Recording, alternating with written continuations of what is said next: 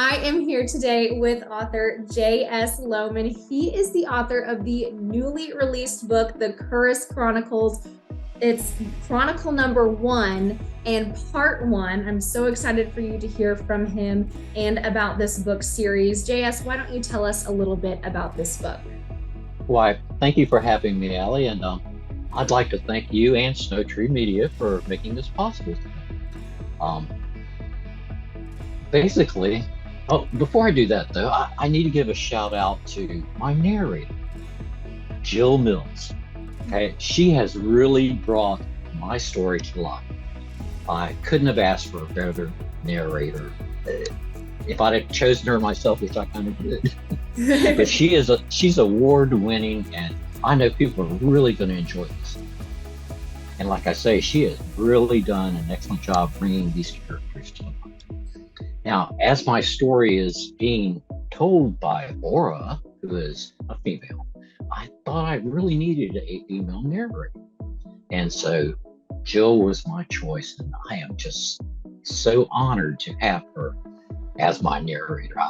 I have no words to explain my gratitude to you. And then I also want to thank all the people that were responsible for getting me published, people at Page Publishing, such as Tara McWilliams, and also the people, Tara is actually with Audiobooks, and she's responsible for what we're doing today. But Courtney Widner at Page Publishing was my publicist. And without them, we wouldn't be here sitting here doing this. So I need to give them a shout out as well. Absolutely. Now, this book is basically a story about Kurrus and Moraga, two young lovers who first meet when they're 17 years old. And it's about their family and all the things, the trials and tribulations that ensue from their meeting from that very first night. And it tells about 4 generations of their family, their parents, themselves, their children, and their grandchildren. Which this kind of means something to me because I'm the father of 5 sons and I have 13 grandchildren. Wow. And these are tales that I actually used to tell them as we were riding back in the day before there was cell phone, iPad, or even computers that you could use at all. And you'd have to keep them entertained. And to do this, I would tell them these stories of the adventures of Kurrus and Moraga. And so they were really instrumental in having me do this because they truly enjoyed those stories. And it's about the only way you could keep them quiet and keep the chaos out. Yeah, with 5 boys. Yes, it was always a full-time effort. And then I have to also thank my wife, Susan.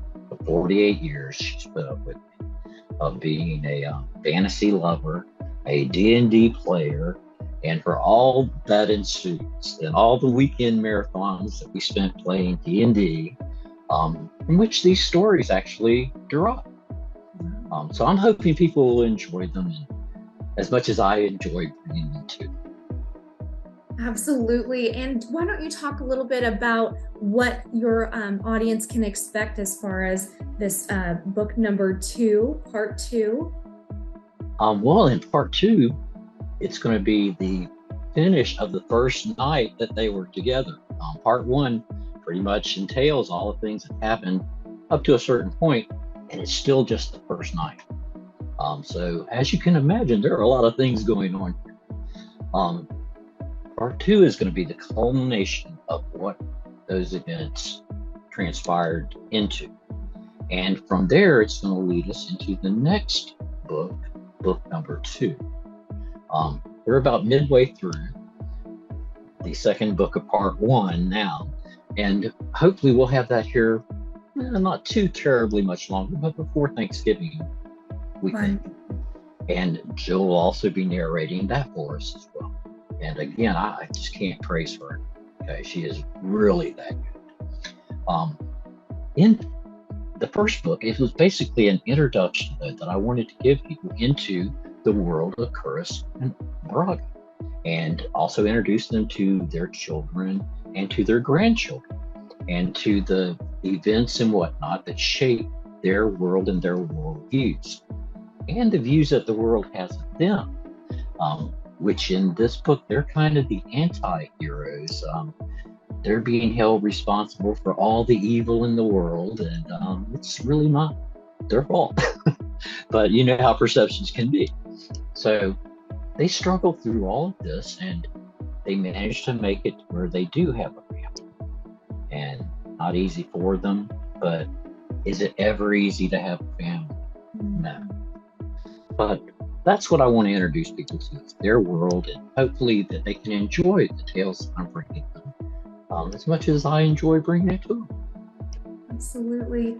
And what was the inspiration? I know obviously your family and everything like that, telling these stories to your children growing up, but what was the inspiration behind you really sitting down, getting these books written and saying, you know what, I'm going to try to get these books published? Well, like I said, back in the day, we didn't have very many ways of entertaining ourselves. And so I read. My favorite authors were Tolkien, Edgar Rice Burroughs, Anne McCaffrey, Robert Jordan, and then the ones that have come since. Excuse me. But I always had a special place in my heart for sword and sorcery fantasy. And then when Dungeons and Dragons came on, we got to go and actually have real adventures. And so all of those things have been an inspiration to me that I always enjoyed reading. I was told I was a good writer, but I never had a lot of faith in that. Because you know how we are, we're our worst critics. Yes. Finally, I decided, you know what? Everybody keeps telling me I should do this. I'm going to do it. And let the chips fall where they may. And at least I will enjoy having done that, and I will have accomplished something.